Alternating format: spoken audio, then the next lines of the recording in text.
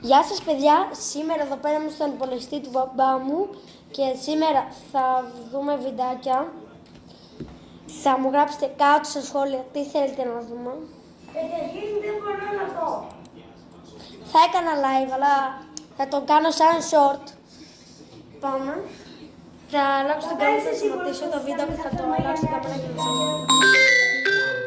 μισό λεπτό. Επέστρεψα. Δείτε εδώ, βάζω τώρα βιντεάκια μισό. Εδώ, ελπίζω να το βλέπετε. Και τώρα θα βάλω βιντεάκια, δώστε μου μισό. Πάμε. Σε περίπτωση που δεν το ήξερες, Παιδιά, ξεκινάμε το βίντεο. Σηκώθω να καταλαβαίνεις και πολλά. Πάνε. Και τώρα για όσους το έχετε ήδη δει, επειδή πέρασαν και κάτι μερούλες, πάρτε ένα μικρό recap για να θυμηθείτε το που είχαμε μείνει. Καλή απόλαυση, δώσε. Στο προηγούμενο επεισόδιο, ο κόσμος έχει αλλάξει δραματικά. Γεια σας παιδιά. Λέει γεια η αδερφή μου. Έπεσα ακριβώς στην ίδια παχύδα.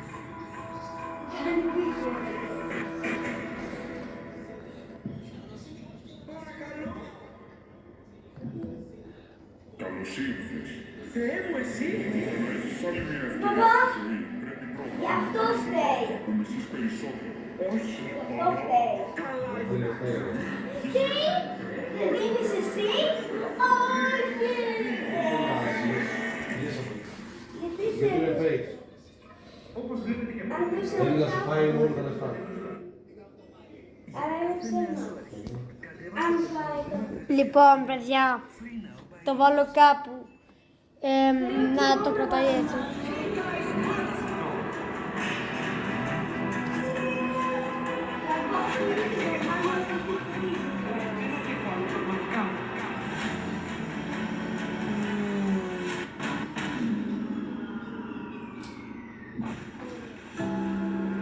Και γιατί δεν έδωσες τέλος?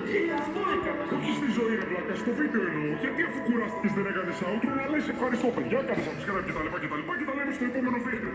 μπορούσε να το κάνω αυτό. Για την τελευταία σου ευκαιρία. Πρέπει να κάνεις κάτι. Δεν στο ζητάω εγώ, αλλά το ίδιο σου το κοινό εδώ και χρόνια. Σταματήστε τον αγώνα.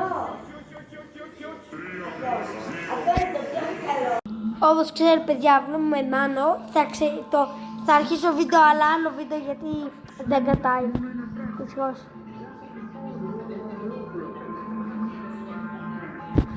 Οπότε θα τελειώσει μόνο του. Γεια σας. Bye, θα τα πούμε αύριο.